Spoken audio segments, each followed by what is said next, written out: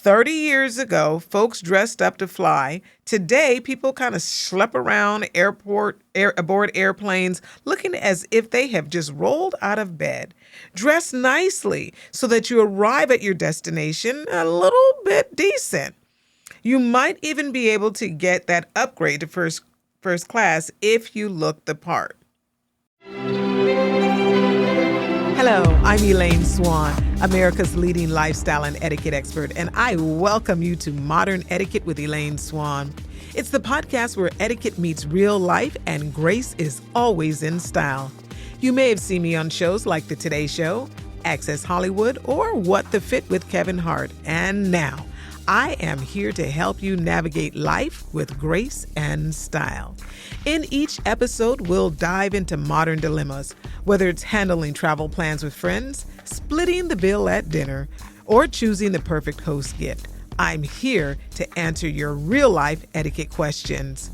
So pour a cup of tea, relax, and let's go on this journey to becoming the best version of ourselves, one polite step at a time. Hey. I'm here and I'm glad to be here. And I'm glad you're here. And I am so glad that you are tuning in today. So today's show is going to be a little bit different.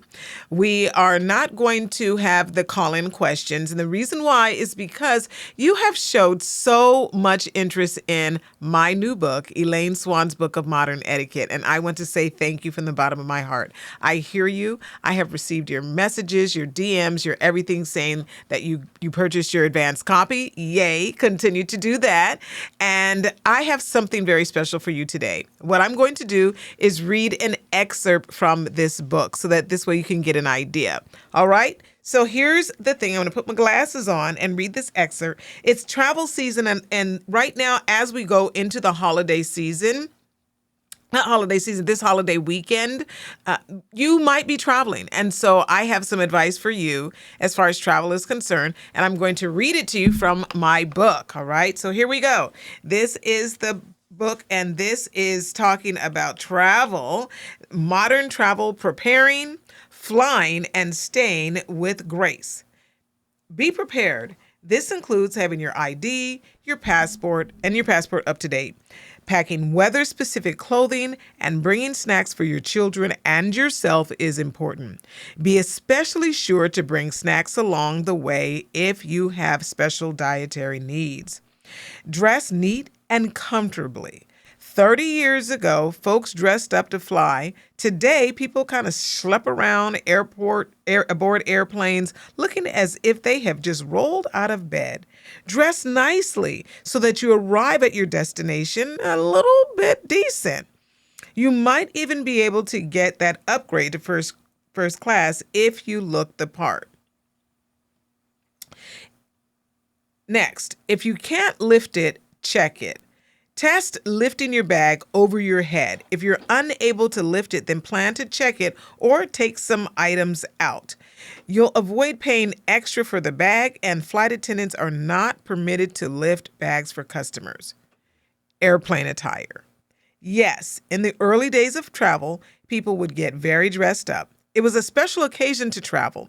And as our world has shifted and changed, and with different classes of travel now in vogue, people today focus on dressing comfortably when they're traveling. That's the first thing to look at, however. There are some key things we should take note of when we're traveling. Number one, we should always dress in outerwear and not innerwear. Pajamas and things we would wear at home should not be worn when traveling. Look at the travel from the perspective of dressing comfortably, but also nicely.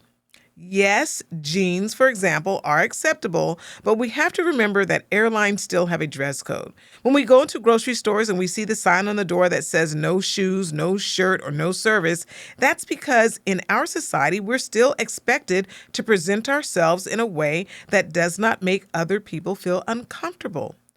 Etiquette is about putting others at ease.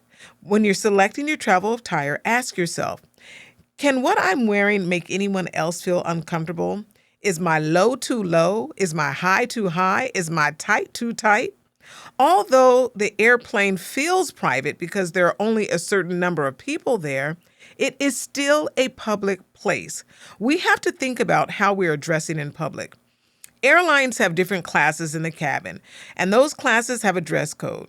If, for example, the main cabin fills up, but there's still a seat available in another class, you will not be moved unless you are dressed appropriately. I share that from the perspective of being a former flight attendant for Continental Airlines for 10 years. We were instructed to not move people up unless they were dressed appropriately for a first-class cabin. That does not mean you have to wear a three-piece suit, a dress, and stockings and high heels. You just have to dress smartly and chic. If you're wearing leggings and a hoodie, you would likely not be moved up to first class. There are some options for attire today. In the past, you were either dressed very dressy or not. Now we have great athleisure wear that looks stylish and is comfortable for travel. So the same way we prepare for travel, we have to make sure that we have the appropriate size of containers for carry-ons. We have to also prepare our travel attire. So select a few items that you would wear for travel and keep them to the side as your go-to travel attire. You can even say, this is what I wear when I'm going, and this is what I wear when I'm coming home. That way, your travel outfit is always in good repair. It looks great, and it's ready to go. Gate agents will respond to you more positively when you're dressed nicely. It's not a written rule, but it's a known fact in terms of first impressions. People will deal with you based upon the way you present yourself. Now, let's talk about our behavior at the airport. Arrive early, anticipate delays, be prepared to wait in long lines to get through security. Follow the rules, wait your turn when boarding, turn off your cell phone and your portable electronic device. Just do as you are asked, and you will have a pleasant flight. And make your special request gracefully. Now, let's get to our behavior on the plane. Turn off your cell phone and your portable electronic device. Just do as you're asked, and you'll have a pleasant flight. Overhead bins are community property. The space just above your seat does not have your name on it. Just place your bag wherever it can fit and sit down. Now, don't freak out if a flight attendant has to rearrange your bag to accommodate others.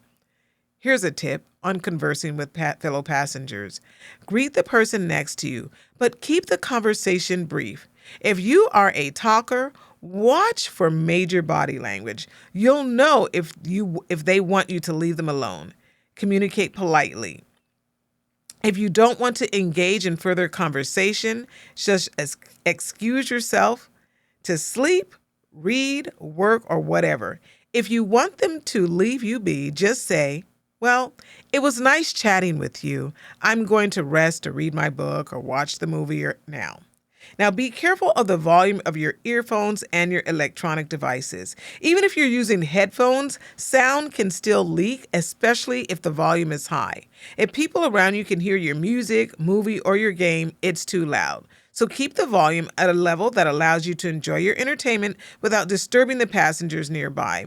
Also, be aware of the content that you're watching or playing. If you're sitting next to a child or even someone who might be uncomfortable, it's a good idea to avoid gruesome, risque, or overly graphic content. Choose something that you'll still enjoy, but that's more appropriate for shared spaces. Being considerate of your surroundings helps everyone have a more pleasant flight. Be mindful of bodily functions and noises. Watch what you eat before you board.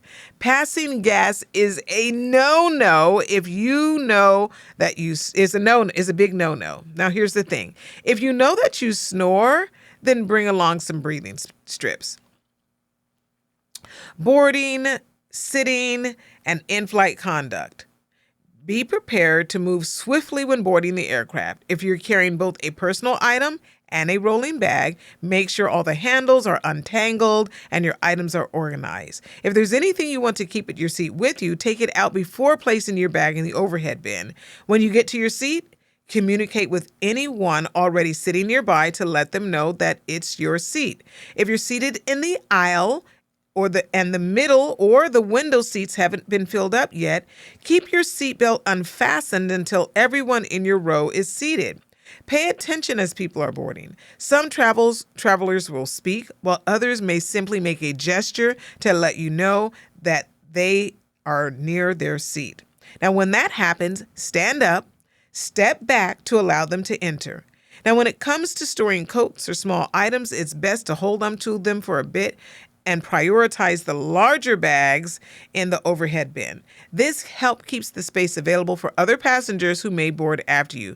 Then you can always place your coat in the bin at the end of the boarding, and if you're sitting in the middle or a window seat, it is acceptable to ask the flight attendant to place it in there for you instead of asking your whole row to stand. How to handle seat reclining. Aircrafts are made so that you can recline your seat. You're not required to ask for permission from the person behind you. You can simply lean back. However, my recommendation is to take a quick peek behind you if necessary, especially during food service, to make sure that you're not knocking over someone's food or beverages. Now, you're going to recline your seat slowly. You don't have to slam it back. Just take your time so the person behind you can see that the seat is beginning to move. Now, if you're sitting behind someone and their seat reclines and maybe spills something or knocks it over, try not to get overly frustrated. Some aircrafts have smaller spaces and these things can happen. Let the flight attendant know if there's a mess, they can help clean it up. Bottom line, it's absolutely acceptable to recline your seat on an aircraft. Just make sure you're doing so politely and with concern for the person behind you. Now, dealing with the armrest. There's always a debate about who gets the armrest when flying. The standard is the person sitting in the center seat gets both armrests. They are the individual who has the least advantage when it comes to comfort. So either armrest can go to them. When you're flying, simply allow the person in the center seat to have the armrest. If you're in the center, you do not need to ask. Those armrests are yours. The armrest can also serve as a form of boundary to maintain privacy. If you don't know the person next to you or if you're not traveling together, it is typically better to keep the armrest down. It definitely helps define your space in a polite way. There are some instances when it's acceptable to leave the armrest up. For example, if you're in the middle, if you're in the aisle seat and another person is in the window seat and the center seat is open, then it's fine to put the armrest up so that the two of you can share a little extra space. And that is just a little bit of information from my book, Elaine Swann's book of modern etiquette. Travel time this weekend. I hope you remember some of these tips as you continue to enjoy your holiday weekend. Thank you so much for listening.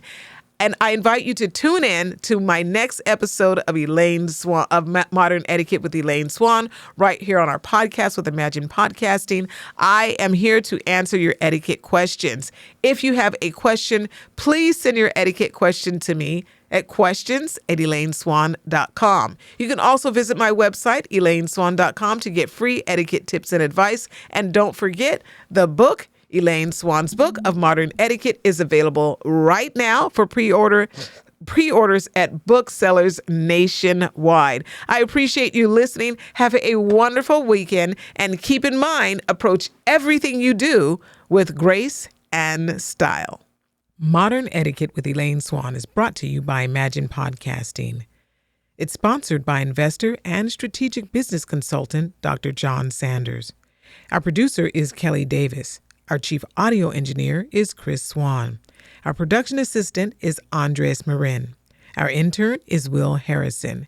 Our theme music is Up and Coming, written and composed by Chris Swan.